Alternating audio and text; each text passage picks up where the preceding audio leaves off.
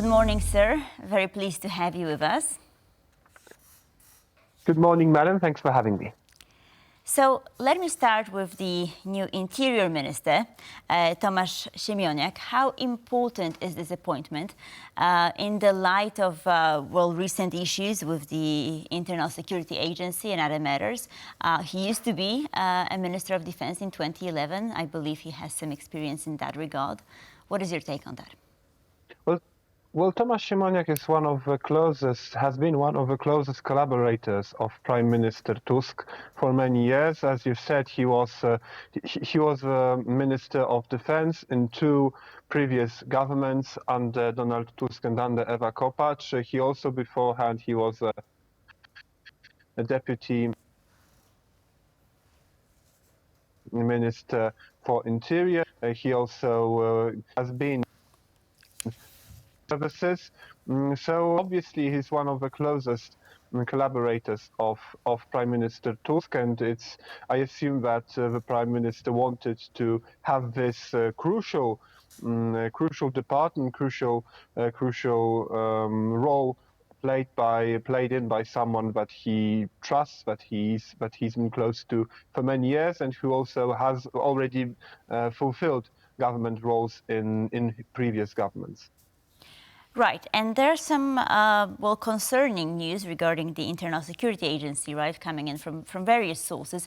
And do you think that this is the primary reason why Siemoniak was appointed, right, to sort of to be the Interior Minister? Is it one of his tasks to deal with this, these issues? Well, certainly this will be.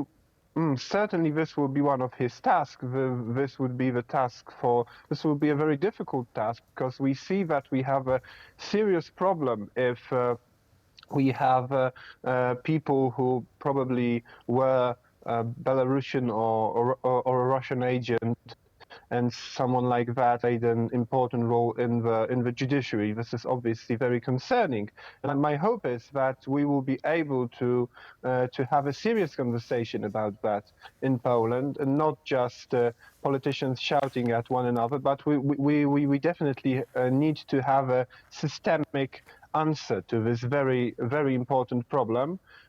Because this is something concerning the whole political class and the whole of society. The judiciary is something that affects everyone's lives, and certainly this will be a crucial task for the new Interior Minister, especially since he's also staying on as the Special Services Minister, and this will be something that everyone will watch closely on. Absolutely, it is certainly needed. But we also have some newcomers to politics, one could say. Jakub Jaworowski, I think that, his appointment was a surprise to many. Could you perhaps expand on this?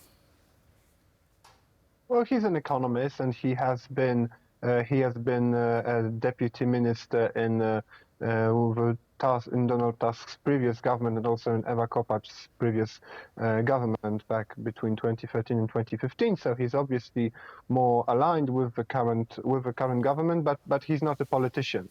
He has been in private business for these last 8 years during the peace rule. So obviously this is a change from the previous minister, Borys Budka, who was a politician. He was one of the most well-known politicians of Civic Platform. He was the previous chairman of Civic Platform. So obviously, I imagine that the message that the Prime Minister is trying to convey is he wants to present this government after the reshuffle as a bit less political, since there are two less politicians and two more professionals from these domains. So I assume that he would want this government to be a bit less confrontational, a bit more managerial, and I assume that Mr. Jaworowski will also this will task. Well, obviously this will be demanding, because this is a very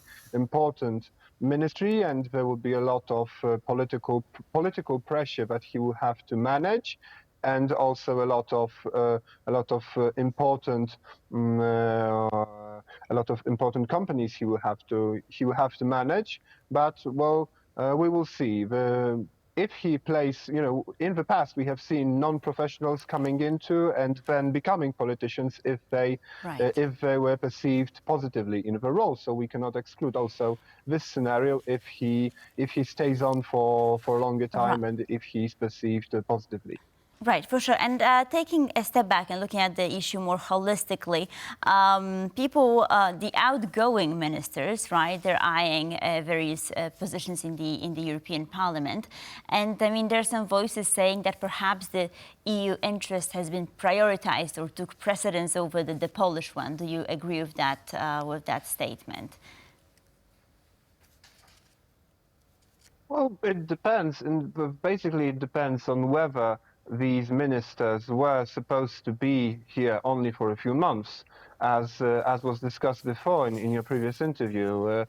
If they were here just for a few months, just for the first part of the new government, this is not something that often happens, but one could understand that they had a certain mission to fulfill, and you had speculations before the first government, the new government came into power back in December, that perhaps Mr. Sienkiewicz and others will be here just for a few months before the European Parliament election. And well, I assume that because of the fact that these elections will also impact the public mood, the minister wanted to have some of the well-known politicians become the leaders of office.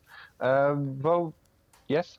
Just one last very short question, because I mean there are some other names thrown around. I mean, names of ministers who could possibly lose their jobs, and I mean the Minister of Agriculture, for instance. Do you think that this will be likely, and will there be more changes to the government? Yes, I think this is likely. I don't know if in this particular regard was the Minister of Agriculture has a good job now with the farmers' protests. But I think that Prime Minister Tusk has shown a lot of times that he said it yesterday, that no one should become too used to one's job. And this has been his way of managing the government also during his previous rule, that he pressured almost all ministers that if they are not perceived as someone who's doing a good job, anyone can lose their position, and there can always be another reshuffle, a fresh start. Also from a PR perspective, this is something always refreshing for a government, an opportunity. So yes, I think that he wants to pressure all the ministers, so that everyone would feel that they need to achieve, in his eyes, obviously, to stay on as ministers. Kacper Kita, thank you, sir, for being with us this morning and for your insight. Thank you. Have a nice day.